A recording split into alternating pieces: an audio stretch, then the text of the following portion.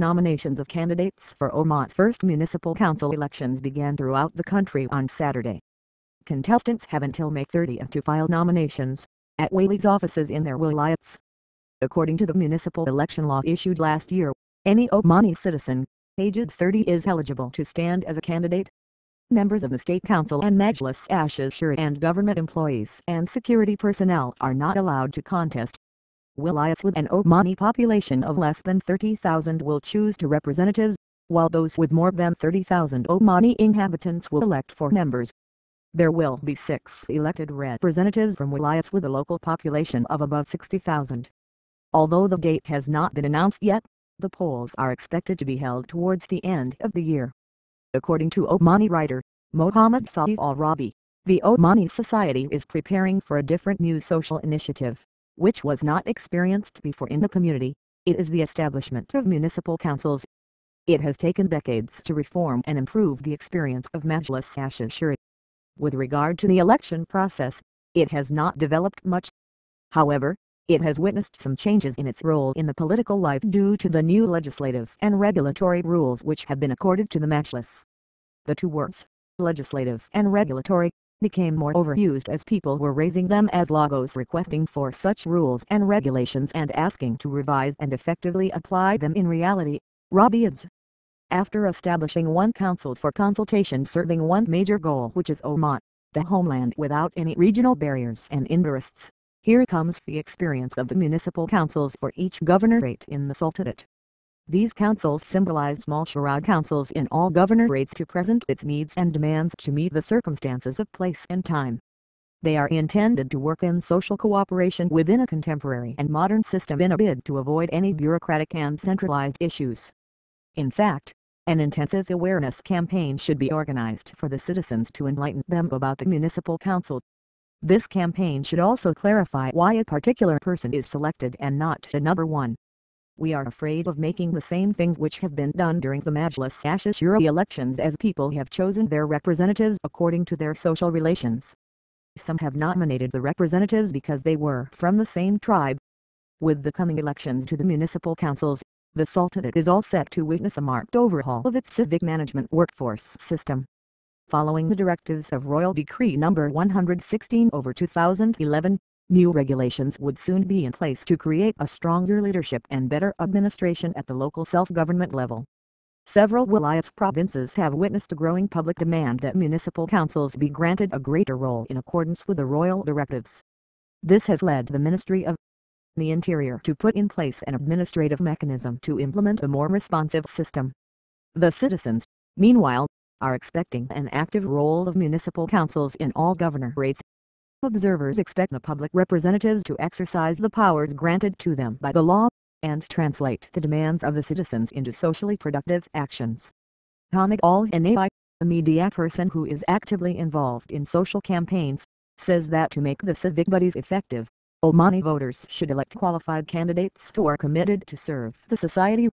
They should provide a new vision to the country and be able to formulate policies and strategies without indulging in partisan tribal politics, he stresses. The local lawyer, Salim al-Hatmi, says that the public is not familiar with the wide powers granted to the municipal councils and there is a lack of clarity over its powers and the purpose of the regulations among both the representatives and the public. Al-Hatmi says the public will gradually realize the importance of the municipal councils. Its role in public life will be enhanced by the changes the representatives will bring into the civic affairs at the ground level, he says, while adding further, our society lacks a mature electoral culture.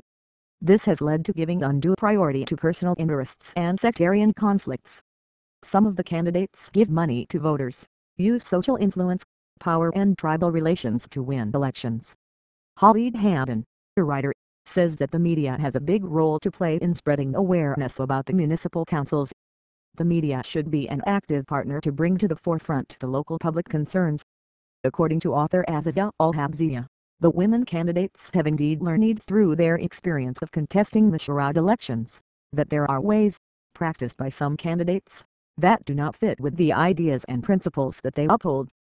She emphasized that women shall surely not give a short shrift to their cherished ideals and principles to eke out victory.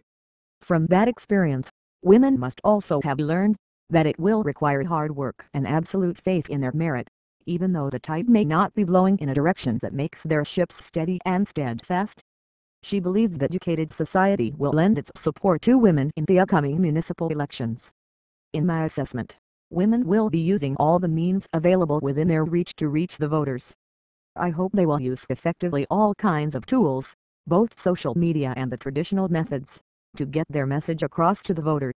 Al-Habsiyah concludes that there is no doubt that the social media can once again play a pivotal role by exhorting the citizens to take part in voting, and make especially young people realize the importance of casting one's ballot.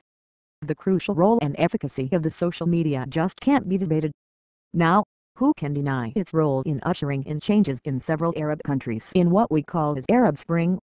However, one must admit that the traditional styles of campaigning, such as holding meetings with people, is also important because there is a section of people that is not comfortable with or adept in utilizing the modern technology, including the elderly and housewives. Aside from this, there are a lot of websites that still lack the trust of the citizens. So, the traditional tools of campaigning, such as newspapers, hoardings and banners in the streets, and the distribution of pamphlets, are still the trusted means. I must repeat here that voting on the basis of gender does not promote efficiency and certainly fails to complement the dreams of Omanis that the elected members are capable of delivering, says Al-Habsiyah. Another point that must be noted here is that the factor of the tribe has begun to recede as well in voting. The tribal factor is not as important as it was earlier. There are a small number of people who still believe that their lives must go as instructed by the sheikh of the tribe and the sheikh of the region, but there are people who prefer to take their own decisions. Also, while the power of money is still there, unfortunately, due to the absence mainly of any Omani body that takes care of the elections. Though there is a decree to create such a body, but it is not effective as yet. I am, albeit, a bit apprehensive that the top corporate owners might take over the municipal council seats at the expense of the owners of competencies and qualifications in the next elections. But we all hope that this does not happen. Let us all be optimistic that these elections will take us all to a new level of excellence and dynamism, concludes this Omani author.